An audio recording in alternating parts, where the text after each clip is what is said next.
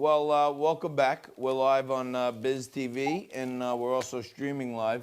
Me and my partner Frank are right here, and we are bringing you all the news you need to know.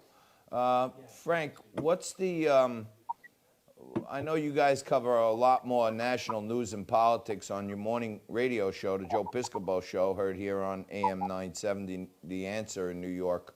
But what's the big business story of the day that you're hearing? I mean, it seems like Kudlow and Navarro, every time they pop up their head, they're getting killed.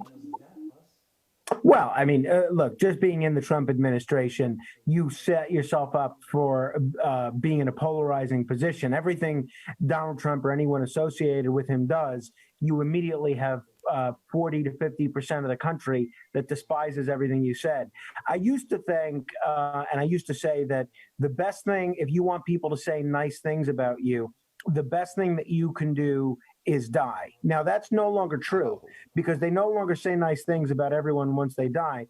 But now the best thing you could do is renounce Donald Trump and see the light and talk about what a terrible what a terrible person he is. I mean, if you compare the news coverage, for instance, now that guys like Anthony Scaramucci and Michael Cohen get now as compared to when they were working on behalf of Donald Trump, you could see what a difference there is. But in terms of the big business stories, I mean, I think everybody is waiting and watching and seeing how the states can meet this unemployment demand.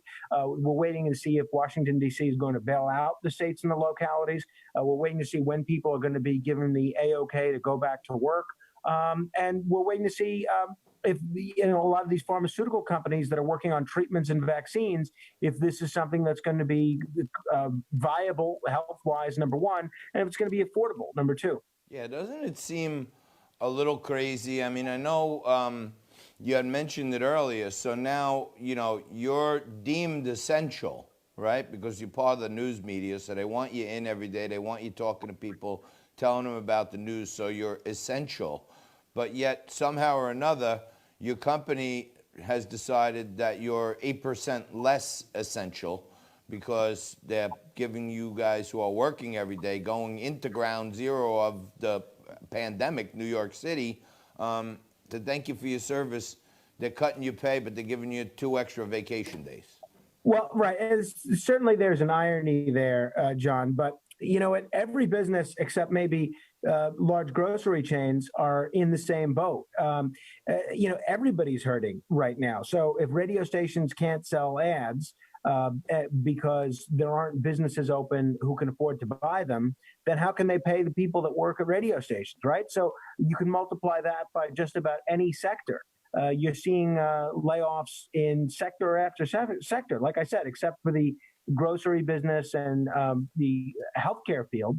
This is across the board. This really is like a second Great Depression. Yeah, sure. When you mentioned that a little earlier, and you and I were talking, and the first thing I was thinking was, wow, it's actually starting to creep into big businesses in material ways, and it makes sense, yeah. It may be essential to stay on air, but that doesn't mean advertisers have to pay. It's not essential to them. They're trying to hold on for dear life, it seems like. Yeah, no, I think you're exactly right. So we'll see where it goes. Fingers crossed. All right, Frankie, we got a quick break here, just like a minute, and then we're going to be joined by our good buddy Jaden Horan.